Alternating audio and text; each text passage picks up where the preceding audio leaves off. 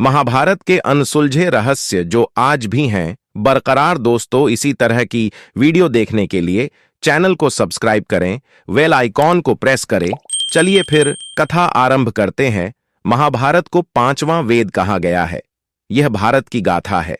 इस ग्रंथ में तत्कालीन भारत, आर्यावर्त का समग्र इतिहास वर्णित है।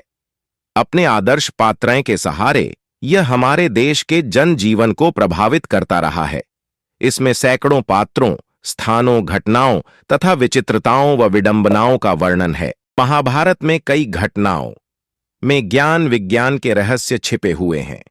महाभारत का हर पात्र जीवंत है, चाहे वह कौरव, पांडव, कर्ण और कृष्ण हो या धृष्टद्युम्न, शल्य, शिखंडी और कृपाचार्य हो। महाभारत सिर्फ योद्धाओं की गाथाओं तक सीमित नहीं है। महाभारत से जुड़े शाप, वचन और आशीर्वाद में भी रहस्य छिपे हैं। क्या आप जानते हैं उस समय भी परमाणु अस्त्र मौजूद थे? मोहनजोदड़ो में कुछ ऐसे कंकाल मिले थे जिसमें रेडिएशन का असर था। महाभारत में सौप्तिक पर्व के अध्याय 13 से 15 तक ब्रह्मास्त्र के परिणाम दिए गए हैं। हिंदू इतिहास के जानकारों के मुताबिक 3 नवंबर 551 ईसा पूर्व छोड़ा हुआ ब्रह्मास्त्र परमाणु बम ही था। 18 अंक का जादू। कहते हैं कि महाभारत युद्ध में 18 संख्या का बहुत महत्व है। महाभारत की पुस्तक में 18 अध्याय हैं। कृष्ण ने कुल 18 दिन तक अर्जुन को ज्ञान दिया। गीता में भी 18 अध्याय हैं। 18 दिन तक ही युद्ध चला। कौरवों और पांडवों की सेना भी कुल 18 अक्षौहिणी सेना थी, जिनमें कौरवों की 11 और पांडवों की 7 अक्षौहिणी सेना थी। इस युद्ध के प्रमुख सूत्रधार भी 18 थे। इस युद्ध में कुल 18 योद्धा ही जीवित बचे थे। सवाल यह उठता है कि सब कुछ 18 की संख्या में ही क्यों होता गया? कौरवों का जन्म एक रहस्य। कौरवों को कौन नहीं जानता? धृतराष्ट्र और गांधारी के 99 पुत्र और एक पुत्री थीं जिन्हें कौरव कहा जाता था। कुरुवंश के होने के कारण ये कौरव कहलाए। सभी कौरवों में दुर्योधन सबसे बड़ा था। गांधारी जब गर्भवती थी तब धृतराष्ट्र ने एक दासी के साथ सहवास किया था, जिसके चलते युयुत्सु नामक पुत्र का जन्म हुआ। इस तरह कौरव 100 हो गए। गांधारी ने वेद व्यास से पुत्रवती होने का वरदान प्राप्त कर लिया। गर्भधारण के पश्चात भी 2 वर्ष व्यतीत हो गए, किंतु गांधारी का कोई भी संतान उत्पन्न नहीं हुई। इस पर क्रोधवश गांधारी ने अपने पेट पर जोर से मुक्के का प्रहार किया, जिससे उसका गर्भ गिर गया। वेद व्यास ने इस घटना को तत्काल ही जान लिया। वे गांधारी के पास आकर बोले, गांधारी, तूने बहुत गलत किया। मेरा दिया हुआ वर कभी मिथ्या नहीं जाता।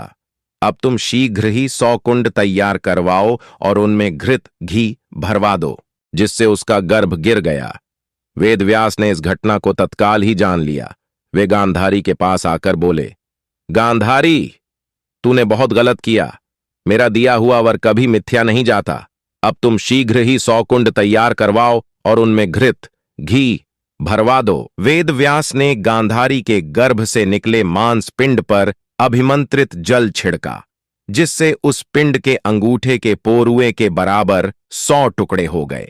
वेदव्यास ने उन टुकड़ों को गांधारी के बनवाए हुए 100 कुंडों में रखवा दिया और उन कुंडों को 2 वर्ष पश्चात खोलने का आदेश देकर अपने आश्रम चले गए।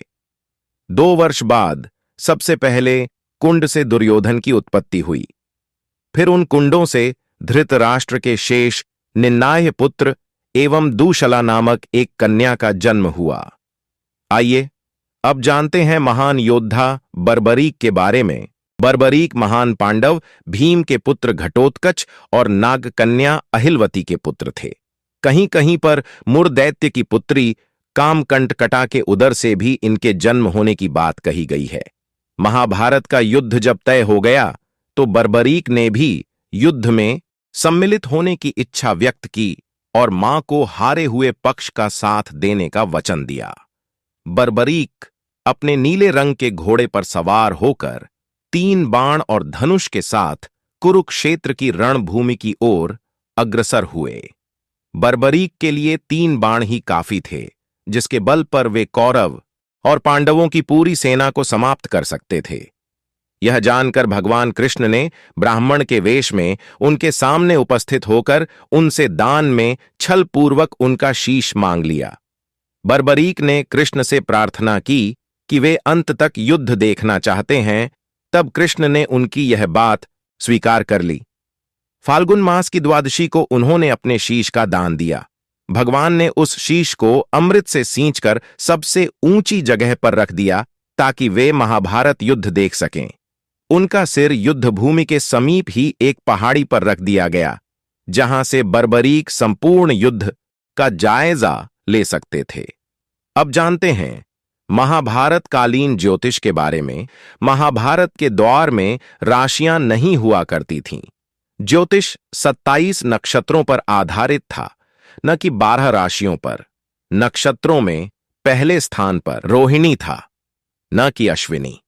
जैसे जैसे समय गुजरा, विभिन्न सभ्यताओं ने ज्योतिष में प्रयोग किए और चंद्रमा और सूर्य के आधार पर राशियां बनाईं और लोगों का भविष्य बताना शुरू किया।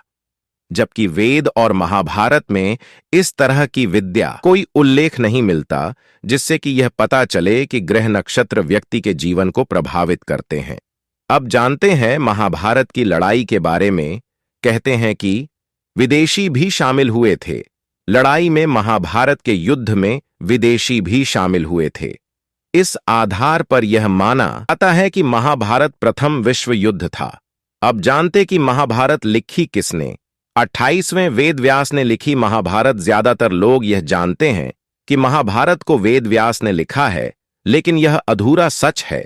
वेद व्यास कोई नाम नहीं, बल्कि एक उपाधि थी जो वेदों का ज्ञान रखने वालाएं काय दी जाती थीं। कृष्ण द्वैपायन से पहले 27 वेद व्यास हो चुके थे, जबकि वे खुद 28वें वेद व्यास थे। उनका नाम कृष्ण द्वैपायन इसलिए रखा गया क्योंकि उनका रंग सांवला था और वे एक द्वीप पर जन्मे थे। जब यहां तक वीडियो देख ही लिए हो तो चैनल को सब्सक्राइब करके वीडियो को लाइक और शेयर कर दीजिए।